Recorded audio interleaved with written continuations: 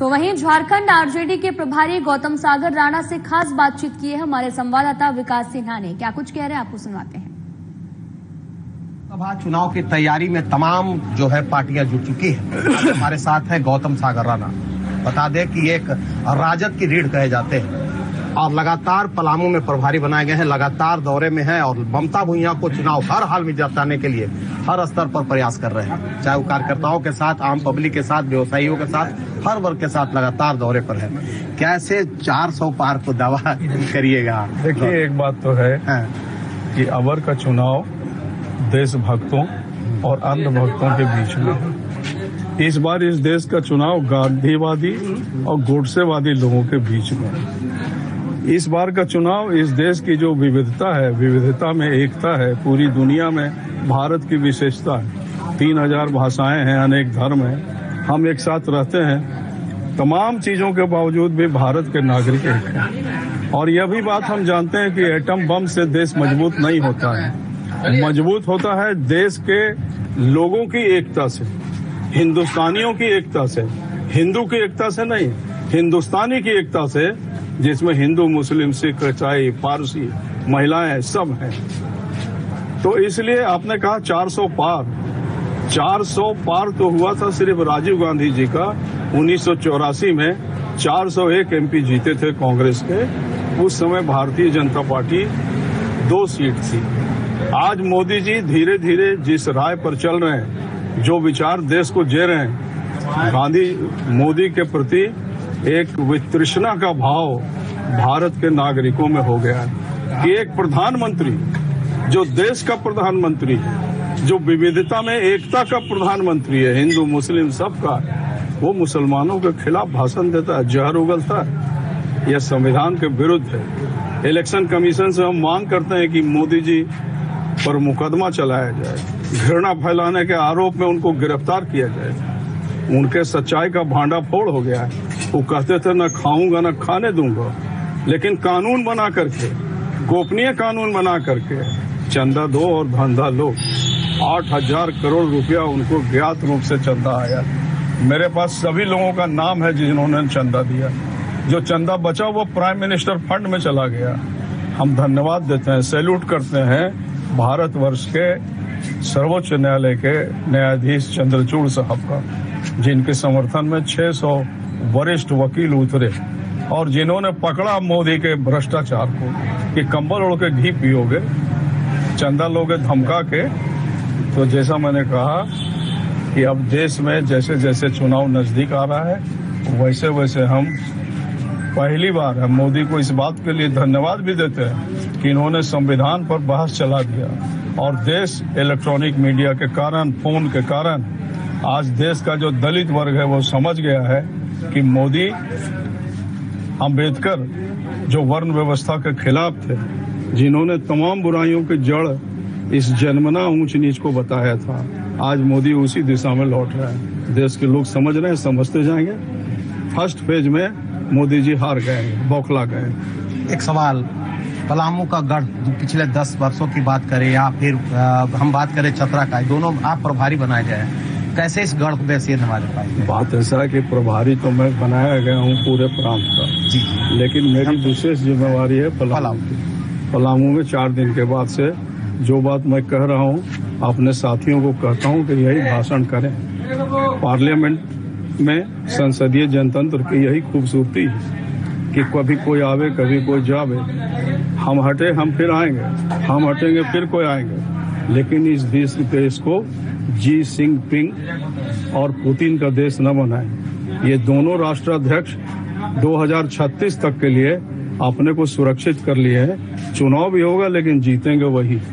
मोदी जी उसी रास्ते में बढ़ रहे हैं। हिटलर बहुत लोकप्रिय था, लाखों यहूदियों को गैस चैम्बर में मार दिया।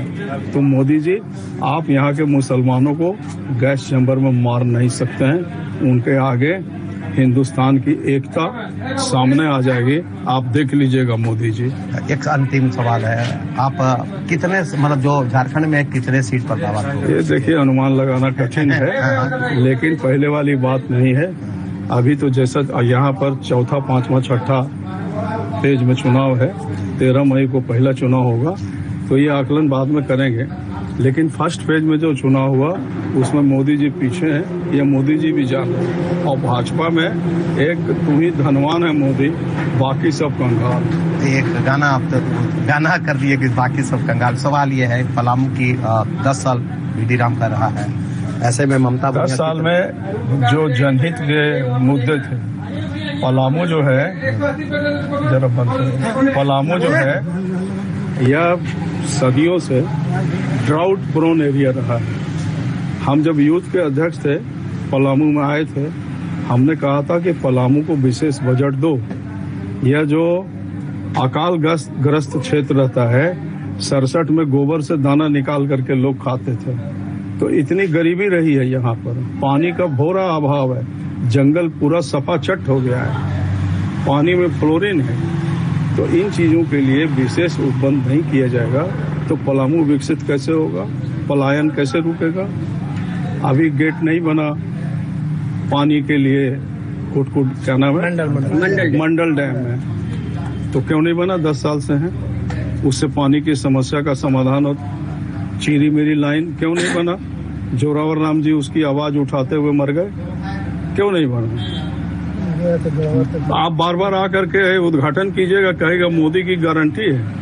मोदी की गारंटी है देश बढ़ जाएगा, मोदी की गारंटी है कि पूंजीपति और अमीर हो जाएगा, मोदी की गारंटी है कि हम लोगों को अनाज भूखा, माने 80 करोड़ जिस देश में अनाज लोगों को मोदी जी दावा करते हैं दे रहे हैं, उसमें आत्मस्वाभिमान कहाँ रहेगा? हम इज्जत से कमाएं, इज्जत से खाएं, वह ना देश होना चाहिए। आप अपने कार्यकर्ताओं को क्या कौन सा टिप्स दे रहे हैं? हम अपने कार्यकर्ताओं को कह रहे हैं कि अब आप कोई पार्टी के कार्यकर्ता नहीं है, आप देशभक्तों की टोली हैं, देशभक्त बनिए, देश को बचाइए। और हम भी उसी लाइन पर चल रहे हैं, हम भी 1974 का कार्यकर्ता है। तो इस बार अभी हर जगह आप देख रहे हैं पूरा जो है लोगों साथ संपर्क अभियान में तेज करके रखे हैं। ये लगातार संपर्क अभियान आप तेज करके रखे हैं। और क्या इन मतलब लोगों का क्या कहना, अगर जनरल हम बात करें तो उन लोगों का क्या डिमांड होता है, मतलब क्या लगता है उनका? अरे भाई, हम तो दिमाग पढ़ रहे हैं, हम भी आपकी तरह एक खोजी आदमी हैं।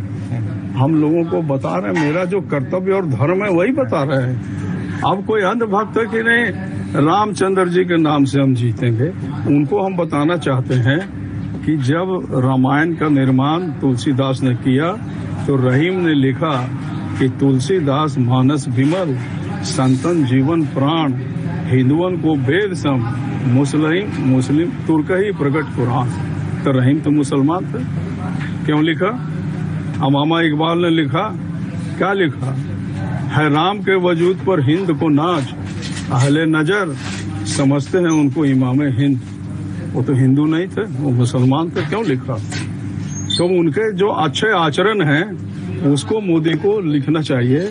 लेकिन ये गाना है ना, देखो ए दीवाने तुम ये काम न करो, राम का नाम बदनाम न करो, धर्म में राम को मत घुसेड़ो, धर्म में धर्म माने गरीबी की राजनीति करो, मुद्दों की राजनीति करो, तुम जो है सो सेंटिमेंटल एक्सप्लॉयटेशन राम जी का मत करो, वर्णवादी व्यवस्था मत फैलाओ, ऊंच नीच का भेद मिटाओ, आरक्षण को बचाओ।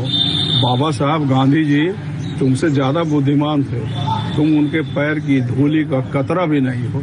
क्या कहेंगे पलामू की जनता? अरे पलामू की जनता से हाथ जोड़ करके विनती करेंगे कि कैंडिडेट को ही नहीं, इस देश को विजयी बनाइए, इस देश की गंगा जमनी तहजीब को बचाइए, छोटी मोटी त्रुटियों को मत देखिए। हमारी जो कैंडिडेट हैं जवान हैं, मुखर हैं, ये जो यहाँ के अधूरे काम हैं उसको पूरा कराएंगे। और हम लोग तो जो बोलते हैं वो करते हैं, नहीं कराएंगे तो उसके खिलाफ भी उतरेंगे। राणा सागर जिंदाबाद। कहा कि देश को बचाना है तो निर्णय लेना होगा आम जनता को। आम जनता को निर्णय ये लेना होगा कि देश को किस दिशा में ले जा रहे हैं। इन्होंने ये भी दावा किया कि राम के नाम को बदनाम न करे मोदी, और यही वजह है कि लोगों का पावरफुल जो है इंडी गठबंधन की ओर रहा है, वो देश बचाने के लिए अब देखना तो यह है जनता तय करेगी कि वो किसे पूरा राजद को उलट दिया, किसे अपने से टूटे नहीं फिलहाल। लेकिन चुनाव है, चुनाव का दौर जारी है और लोगों में उत्साह जबरदस्त दिख रहा है और वोट देने के प्रति लोगों में उत्साहित है। लेकिन अब वोट के प्रति लोगों का क्या सोच होगा वो तो आने वाला वक्त बतलाएगा। फिलहाल लेकिन दौर जारी है, नेताओं का दौर जारी है और हमारे बहुत पुराना कार्यक्रम प्रचार प्रसार में लगे हुए हैं। अभी जो हमने कहा, अभी जो